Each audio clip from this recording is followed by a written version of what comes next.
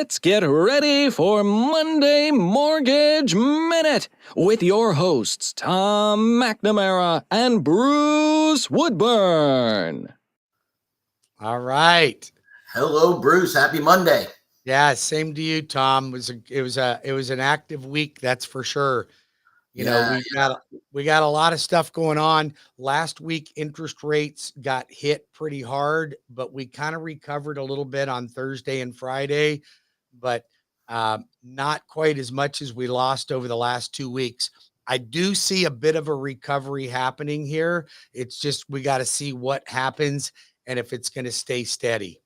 Yeah, I know the jobs report was a little bit of a mixed bag, right? So it came out, it was lower than expectations, and they've been adjusting every month. They've been adjusting the job numbers lower. So they come out and say 230, and then it's really 170. Yeah. So I think if they keep doing that, that's going to show a slowing of at least of the economic growth, whether or not it's actually a slowing of the economy. Well, and that's what they want to curb inflation too. And inflation's still up, man.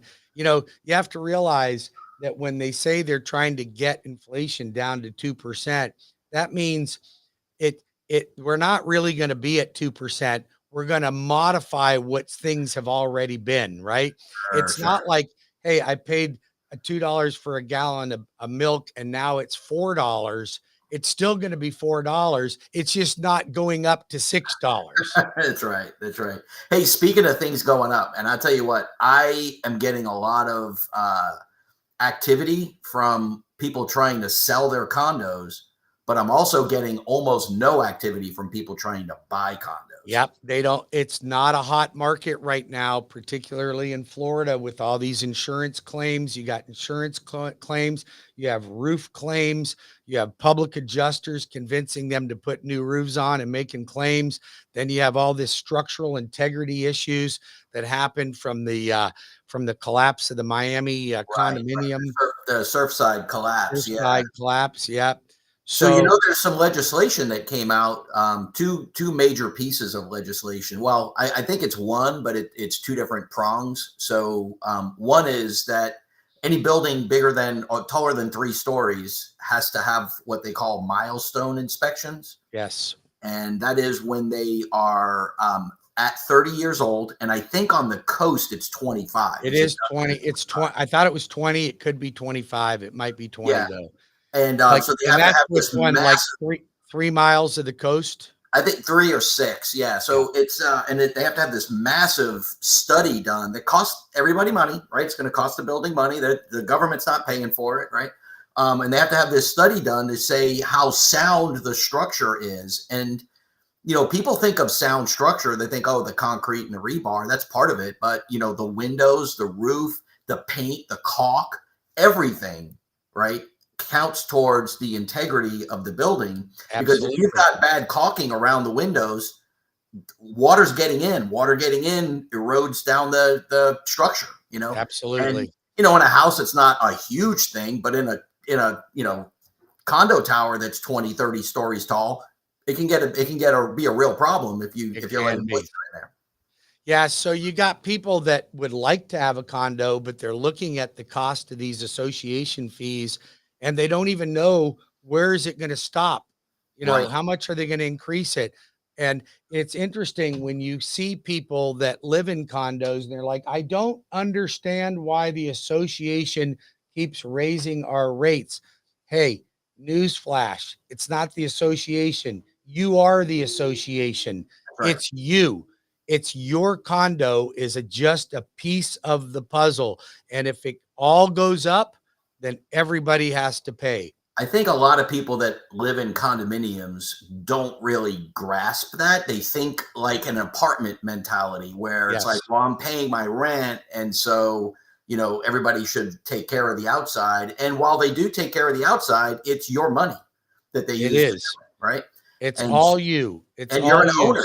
You're a common owner in the whole community as opposed to just your building. And I think a lot of people miss that point. And you combine inflation with that, which means that the landscapers are raising their fees. The plants they got to plant are more expensive. The chlorine for the pools is 3 times more than it was 5 years ago. I mean, everything costs more All the money. maintenance, all the insurance is ridiculous. I mean, the one that I'm working with right now, the tower, their insurance went up to $80,000 a month Good from gracious. from 45. So they went from 45,000 a month to $80,000. Almost doubled. Yeah, and I mean, that has to get passed on to the owners, and then so the other side of that legislation, which I think is the more important side, although the inspections are probably good, the more important side is they used to be able to vote to not have reserves, Right. and You right, it could you seems could kind of silly. choose what you wanted. Yeah, it's like, well, you should have $100,000 left over, but don't worry about it. And then when something bad happens, they have no money, and everybody's rates have to go up, and so they were just kicking the can down the road constantly. So the new legislation that actually doesn't take effect until December of this year says that they have to have 100% of their reserves. So, and the reserves are for things that are big, like roofs, building structure, parking garages, anything, paint, caulking, Anything. windows, all that stuff, all has to be included. So they have to have a lot of money. So the ones that were running at zero, not only do they have to collect enough to cover the reserves, but they have to find a way to build the reserves. Yeah. Yeah. So Now they're going from 300 to 800. Yeah, these complexes that didn't have reserves would generally be cash purchases anyway, though. They're not going to be on a Fannie Mae list or HUD No. list or VA list. But the problem that I'm seeing are not the one-off condo that has no reserves. It's the ones that had adequate reserves that no longer have adequate reserves based on their insurance going up. Right. And I want you to think about this. Realtors or consumers that own a condo or considering buying one, if you don't have the reserves, and let's just say you already own a condo and you bought it and got a conventional loan or an FHA loan, if that condominium complex no longer meets the reserve requirements or has adequate insurance, you have fallen off the list. So now a new buyer can't get a conventional loan or an FHA loan. What do you think that's going to do to your value when you are unable to get traditional financing on your unit? Well, your unit's going to plummet in value. And you know what? Unfortunately, Bruce, a lot of these condominium complexes are run by people that don't care to understand that. They don't understand it. They don't care to understand it. They don't understand it, but they don't care to. And that's a real problem because they will when they go to sell their unit and they can't understand. And all of a sudden they're going, why didn't somebody tell me this? So it's a systemic problem. And if it doesn't get handled, it's just going to get worse and worse. And then your values are going to start decreasing. So be involved in your association, understand what the rules and requirements are so that your condominium always falls under those rules and meets the requirements. Then your value will maintain itself and it'll be easier to sell. But Bruce, how would a association A, know the rules, and B, be able to get themselves on the list? Like how do I get an association on the Fannie list, or more importantly, on the FHA or VA list? Well, and that's interesting because they all have different requirements. So VA generally follows FHA's list.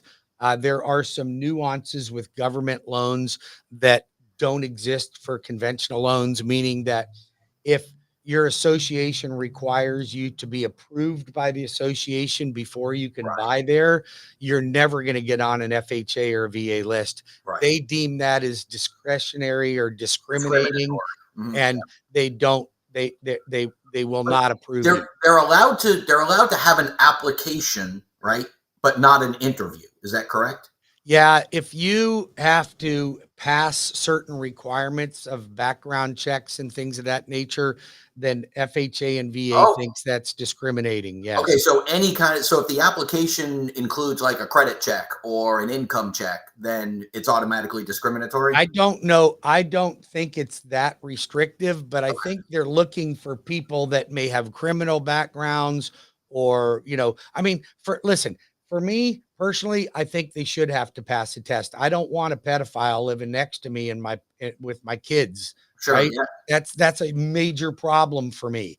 Right. And so I like the idea that they would do a background check or criminal background check, but you're never going to get approved FHA or VA, but Got you can still get approved conventional. But in order to, and for me to answer your question, there are certain reserve requirements. There's certain deductibles that you have to meet within for your insurance for your insurance. policies. Okay. And you've got to have the insurance reserves. You got to have, they take and look at how many units do you have, how much the association fees, and how much do you have in reserve if something were to happen, right? Okay, so that's Fannie, right? That's Fannie Mae for conventional.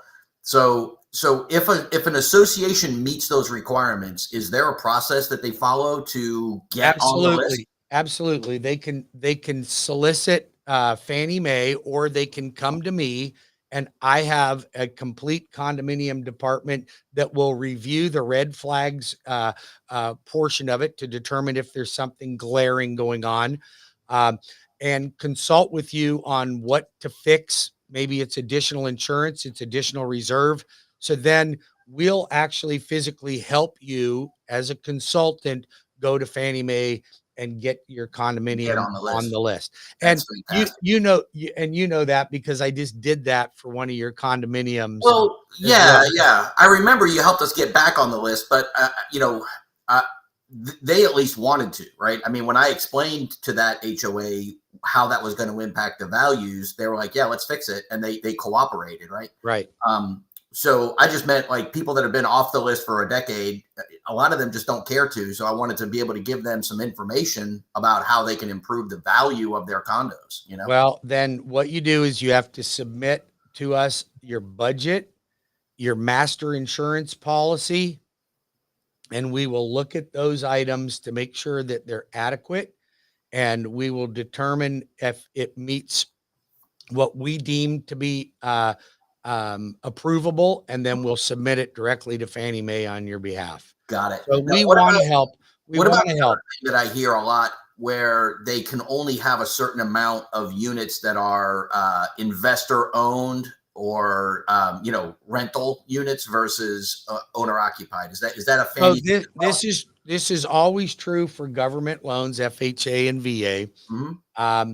Fannie Mae will not approve a condominium that any one owner owns more than 10%. And there's actually a sliding scale, because if there's only 3 units, and some condominiums may have 1, 2, or 3 units.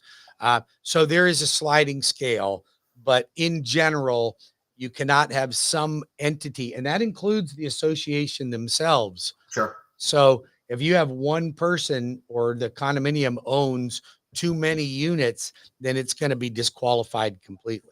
Got it. So you want to watch that. So there's a single owner litmus test, but there's also an overall community litmus test as well, right? Yes, there is.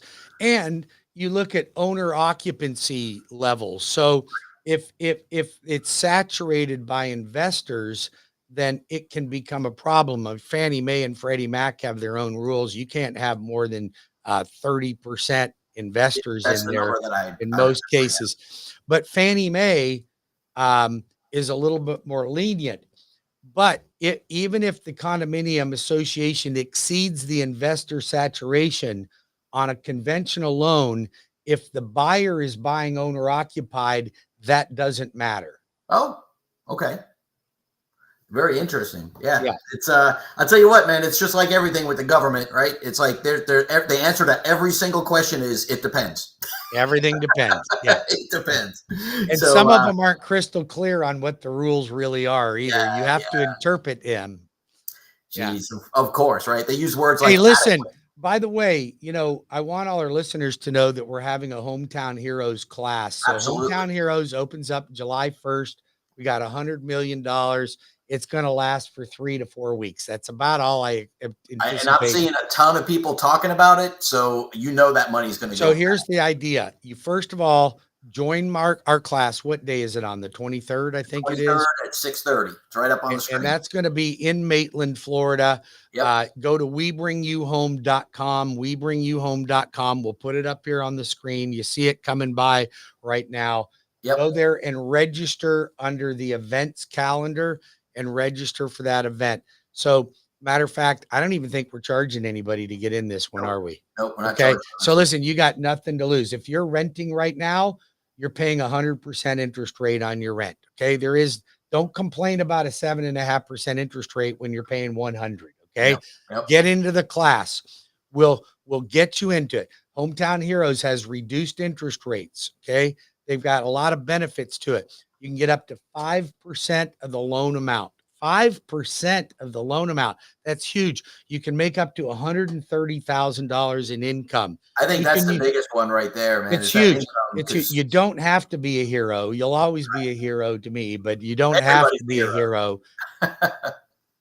which is good and bad. It opens it up to you if you're a construction worker or working in an office somewhere. Yep. But it's going to peel away the money much faster. It does. It does. I know. The other thing is you can have a non-occupying co-signer on your mortgage.